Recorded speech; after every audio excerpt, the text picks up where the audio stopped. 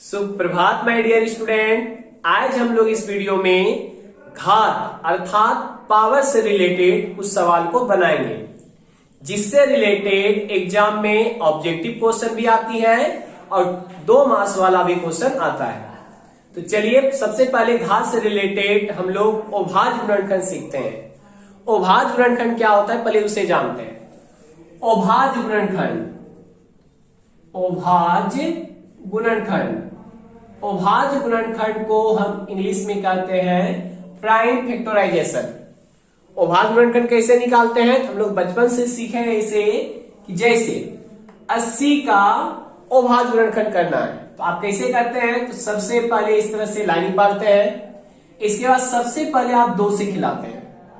2 से खिलाइएगा तो 40 दूना 80 हो जाएगा, फिर 2 से खिलाएंगे तो 20 दूना 40 हो जाएगा, फिर 2 से खिलाएंगे तो 10 दूना 20 हो जाएगा, फिर 2 से खिलाएंगे तो 2 पंचे 10 हो जाएगा। यानी कि आपने 80 को तोड़ के 2 इंटू 2 इंटू 2 इंटू 2 इंटू 5 के रूप में लिखा। यानी कि 80 इक्वल टू क्या लिख सकते हैं? 2 इंटू 2 इंटू 2 इंटू 2 इंटू 5। तो आपने जो इसे अभाज्य संख्या के गुणनखंड के रूप में लिखे, इसी को हम लोग कहते हैं अभाज्य गुणनखंड। ठीक है। यानी कि अगर आप इसे चाहे तो पावर के रूप में भी चढ़ा सकते हैं। कैसे सर? तो 2 पर पावर देखिए कितना हो जाएगा, 1 2 3 4 है ना, तो 2 पे पावर 4 हो जाएगा, गुणा 5 हो जाएगा, तो 5 पे पावर 1 ही रहेगा आपका। इसी प्रकार से यदि हमारे पास मान लीजिए दिया रहता 120 और 120 का अभाज्य गुणनखंड करना होता तो कैसे निकालते? तो सबसे पहले हम लोग किससे खिलाएंगे? 2 से खिलाएंगे कितना हो जाएगा? 60, फिर 2 से खिलाएंगे तो 30 दूना 60 हो जाएगा, फिर 2 से खिलाएंगे तो 15 दूना 30 हो जाएगा, फिर 3 से खाएगा, ये 3 से खिलाइएगा तो 3 पचे 15 हो गया। यानी 120 को आप क्या लिख सकते हैं? तो लिख सकते हैं 2 गुना 2 गुना 2 गुना 3 गुना 5। यानी 120 को लिख सकते हैं आप 2 गुना 2 गुना 2 गुना 3 गुना 5। ये जो आपने लिखा इसी को अभाज्य गुणनखंड कहते हैं। अब देखिए इसको अगर पावर के रूप में लिखना चाहे तो आप क्या लिख सकते हैं? 2 पे पावर 1 2 3 है तो 2 पे पावर 3 हो जाएगा, गुणा 3 गुणा 5।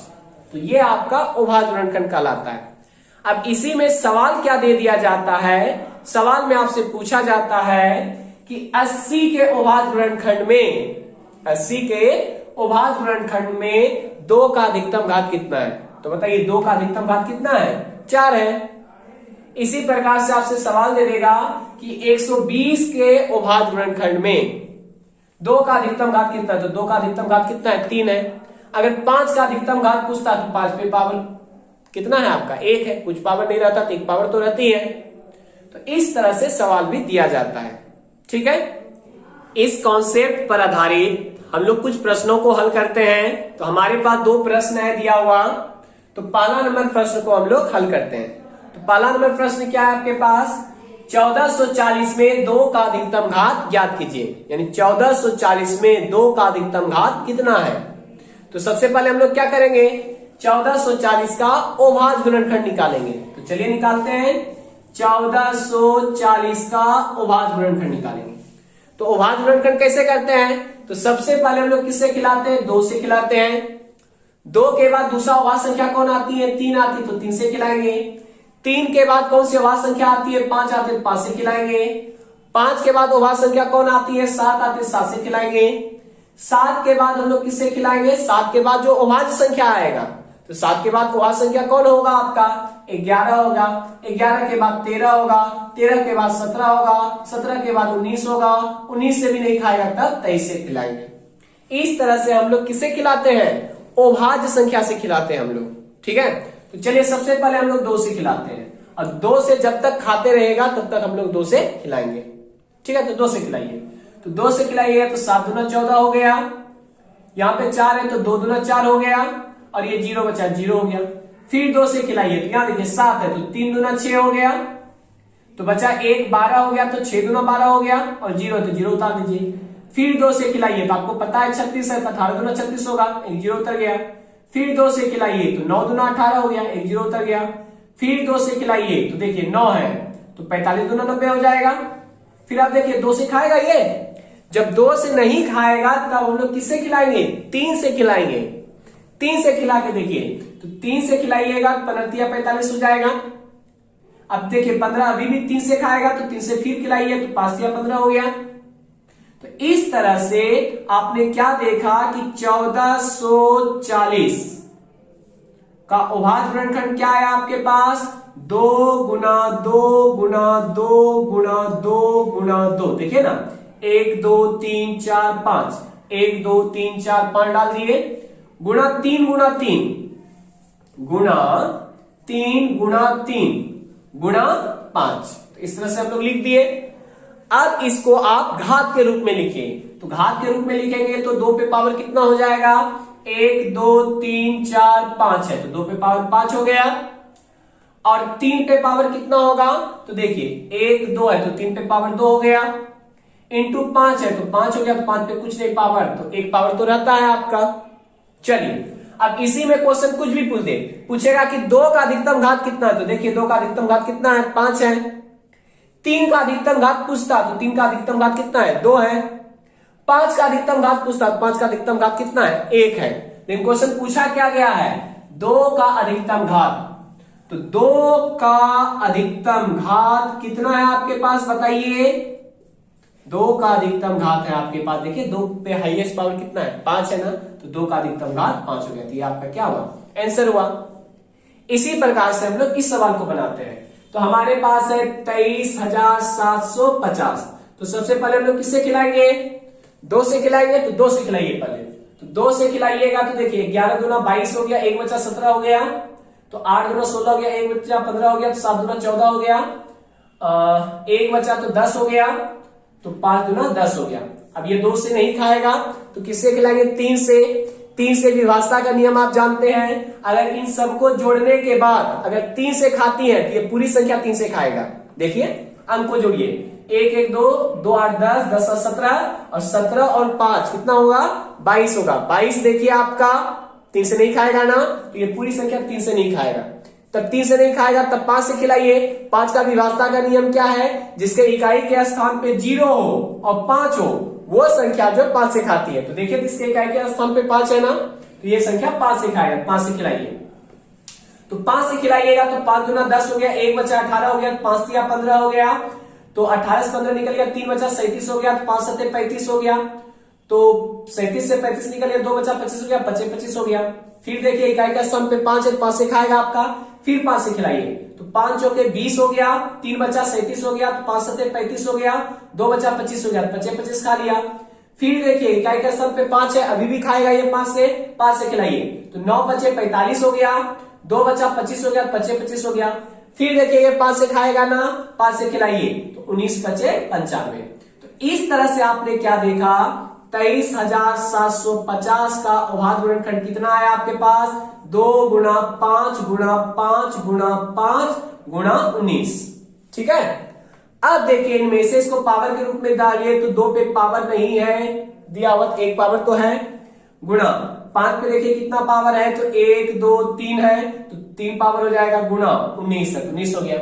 अब आपसे जो सवाल पूछा जा रहा था उसका आंसर दीजिए। सवाल पूछा जा रहा था 5 का अधिकतम घात, 5 का अधिकतम घात। तो देखिए 5 का अधिकतम घात कितना है, 3 है ना, तो लिखेंगे अतः 5 का अधिकतम घात कितना है आपका, 5 का अधिकतम घात कितना है, 3 है, तो ये 3 आपका क्या हो गया, आंसर हो गया।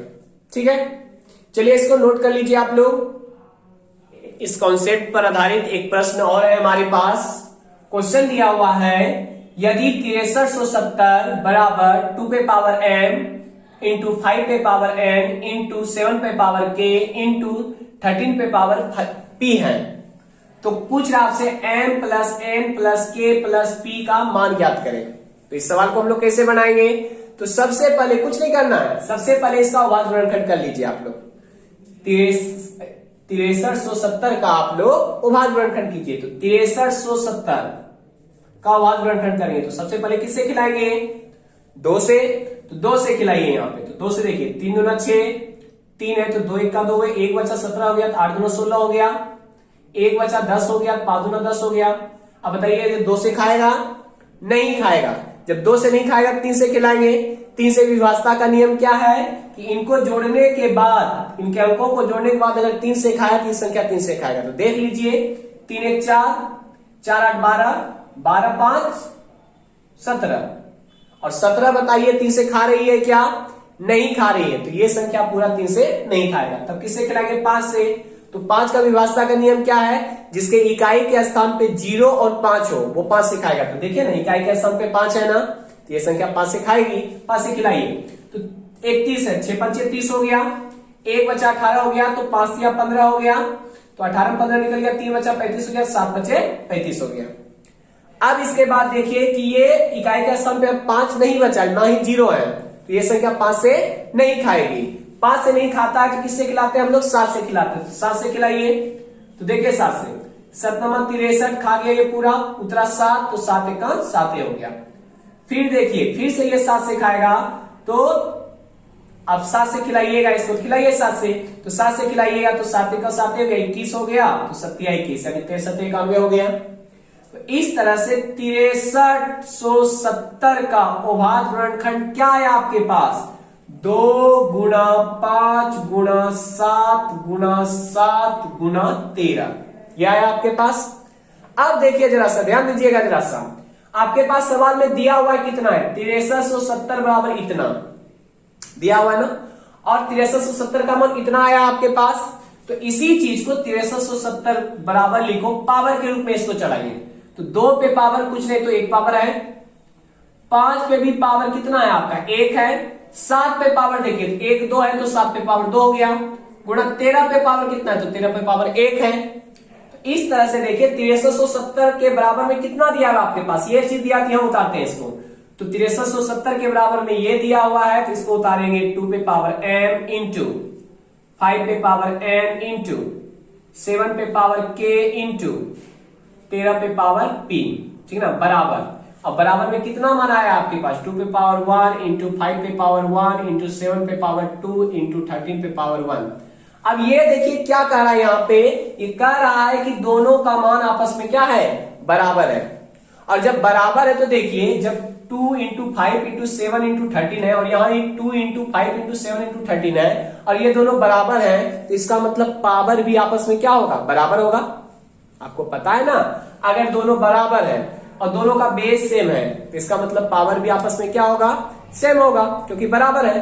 तो बराबर है, तो इस तरह से आप कह सकते हैं कि m का मान कितना हो जाएगा? बताइए 2 पे पावर m है, और यहाँ 2 पे पावर कितना है? 1 है, तो इसका मतलब m का मान कितना हो गया? 1 हो गया। उसी प्रकार से बताइए n का मान कितना हो जाएगा? तो 5 पे पावर n है, और 5 पे पावर यहाँ 1 है, तो n का मान 1 हो गया। अब 7 पे पावर k है, तो k का मान, तो 7 पे पावर यहाँ 2 है, तो k का मान 2 हो गया। उसी तरह से 13 पे पावर p है, तो p का मान, तो 13 पे पावर 1 है, तो p का मान 1 हो गया। अब आपसे सवाल पूछा जा रहा था m plus n plus k plus p, यानी सबको जोड़ा गया है, m plus n plus k plus p, तो सबको जोड़ दीजिए आप। तो m का मान 1 प्लस n का मान 1 प्लस k का मान 2 प्लस p का मान 1, जोड़िएगा तो 1 1 2 2 2 4 1 5, तो ये 5 आपका क्या हुआ? आंसर हुआ। ठीक है, चलिए आप इसे नोट कर लीजिए, और इस तरह के इंटरेस्टिंग क्वेश्चन को हम लोग आगे भी वीडियो में डील करते रहेंगे। तब तक के लिए जय हिंद।